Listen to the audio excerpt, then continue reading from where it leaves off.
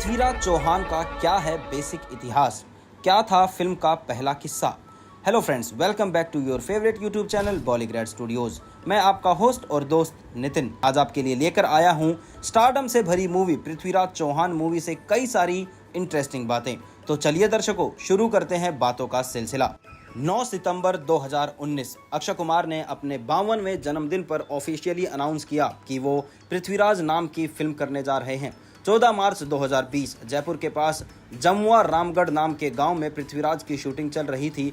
करणी सेना के कार्यकर्ता अपने राष्ट्रीय अध्यक्ष महिपाल सिंह मकवाना के अंडर वहां पहुंच गए।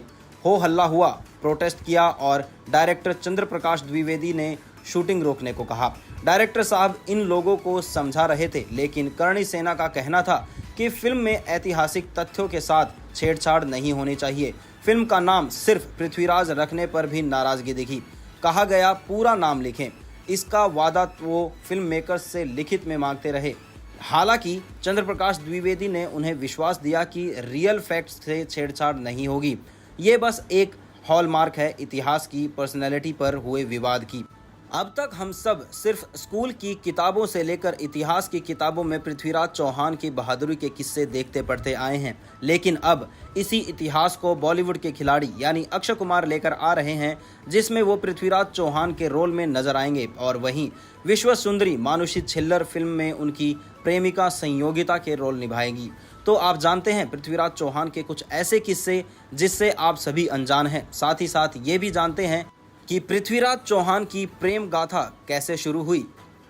इतिहास की अलग अलग किताबों में पृथ्वीराज चौहान को लेकर अलग अलग जानकारियां मिलती हैं। हालांकि एक जानकारी कंफर्म्ड है कि पृथ्वीराज चौहान का जन्म 1166 के अजमेर के राजा सोमेश्वर चौहान के यहाँ प्रेजेंट के गुजरात में हुआ था।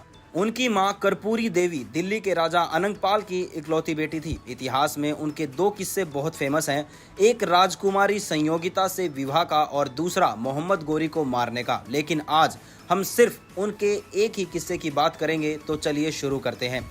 राजकुमारी संयोगिता कन्नौज के राजा जयचंद राठौड़ की बेटी थी। उन्होंने पृथ्वीराज का चित्र देखा था और पृथ्वीराज ने उनका, और दोनों ने मन ही मन एक दूसरे को जीवन साथी मान लिया। लेकिन जयचंद की पृथ्वीराज से कोई नाराजगी थी। उन्होंने बेटी का स्वयंवर आयोजित किया, दूर दूर के राजकुमारों को बुलाया, लेकिन पृथ्वीराज को नहीं बुलाया। यही नहीं, उनकी मूर्ति बनवाकर द्वारपाल के स्थान पर लगवा दी। संयोगिता ने भी स्वयंवर में आए किसी राजकुमार को नहीं चुना और मूर्ति को ही माला पहनाने लगी। तभी पृथ्वीराज वहां आ गए और माला उन्हें पहना दी। इससे पहले कि जयचंद कुछ करते, पृथ्वीराज संयोगिता को लेकर चले गए। तो ये थी महान लोगों की महान गाथा। अब बस सभी को इंतजार है तो इस फिल्म का, और अक्षय को एक्टिंग करते हुए देखने के साथ ही साथ मानुषी छिल्लर ने इस फिल्म से अपना डेब्यू किया है।